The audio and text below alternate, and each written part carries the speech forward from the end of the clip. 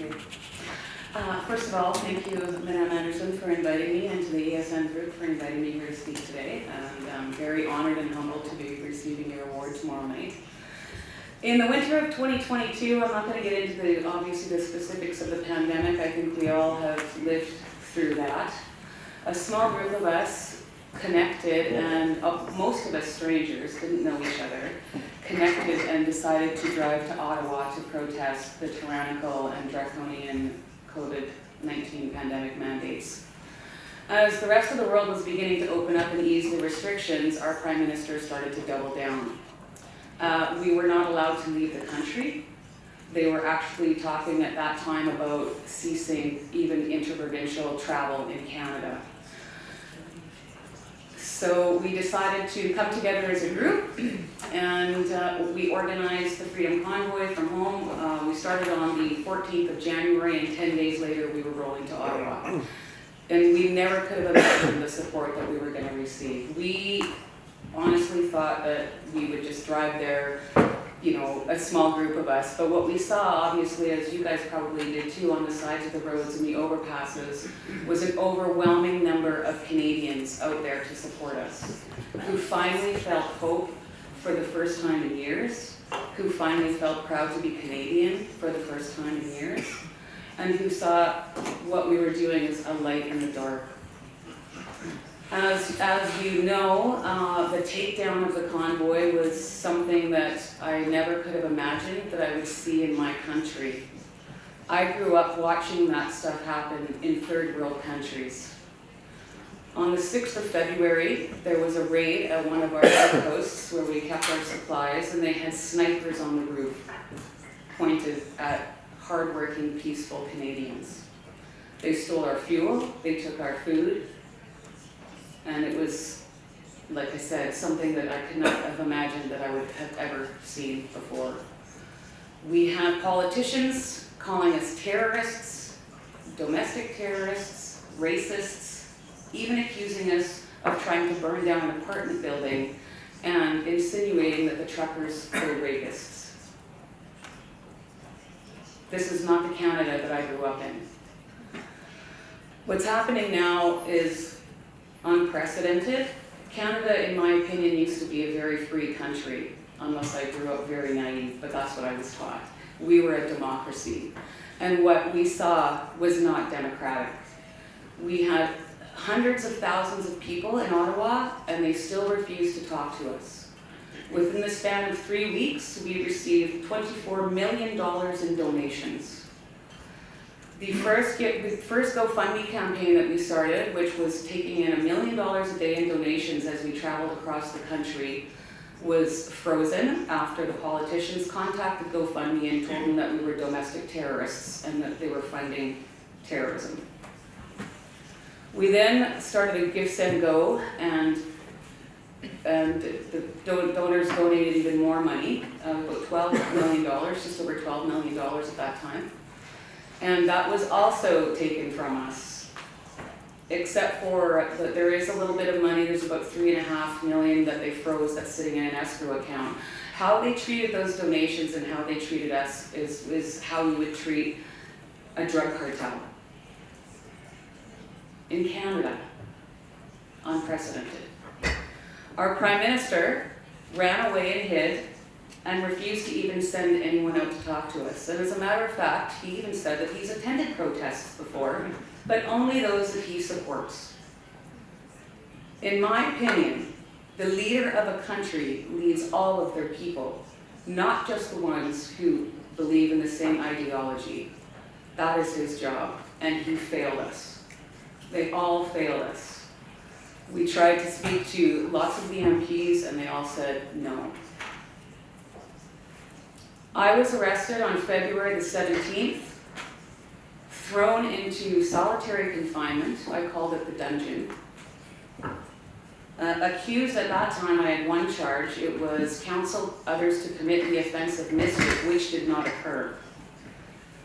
A few weeks later, well, first of all, I was denied bail. We had a bail hearing and I was denied bail, which is quite something in Canada because murderers and rapists make bail.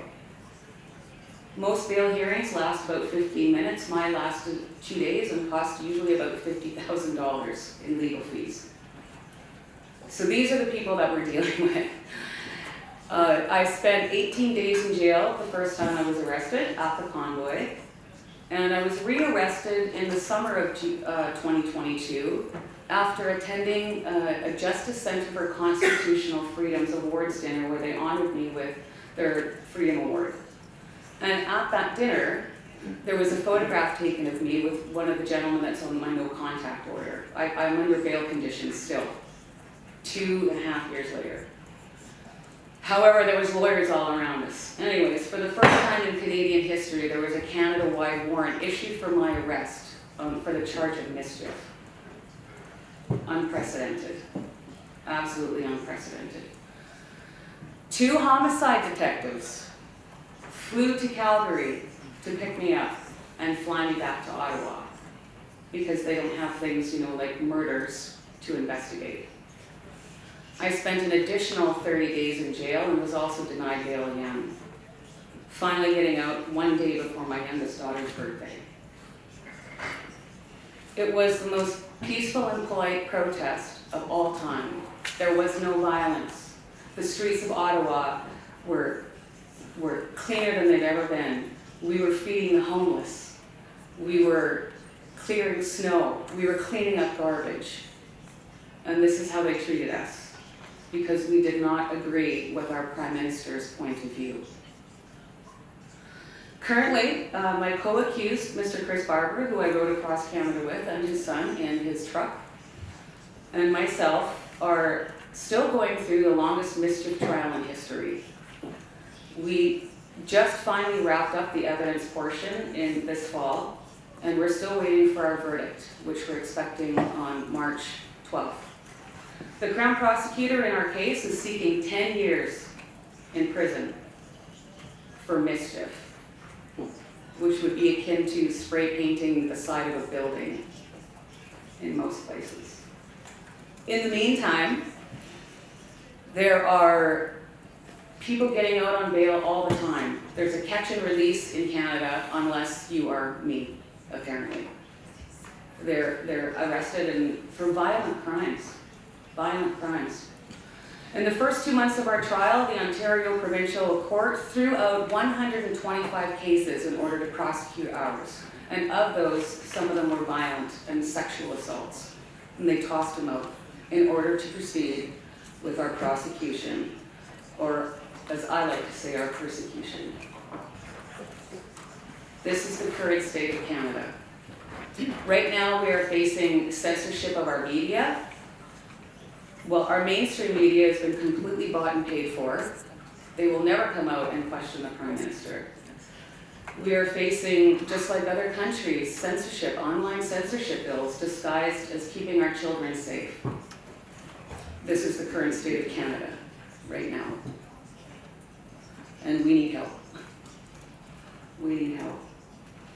We've got a big road ahead of us, but I know that there's a lot of us that are committed to continue to fight because they don't scare me.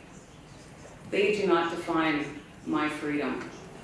They can put me in jail. That doesn't mean I'm not free. I define that. So we're still fighting, and I'm totally anticipating that we will get a not guilty verdict in March.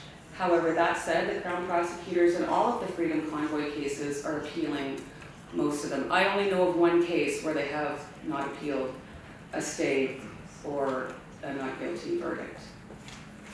We're also being sued civilly for $300 million from a group in Ottawa who were upset about the honking horns and the diesel fumes. $300 million. Lawfare is alive and well in Canada, and I never would have imagined that I would see it. To date, the taxpayers of Canada have paid over $5 million for this prosecution, and Chris Barber and myself have incurred over $750,000 in legal fees. And we're just very fortunate that we have some organizations, charitable organizations, that are helping us fund our case. Because I'm not a millionaire, but this is what they're trying to do. All over the world, too, not just in Canada. I see it everywhere. is to demoralize and bankrupt you. But I'm here to tell you that they picked on the wrong woman. And we'll keep fighting. Thank you.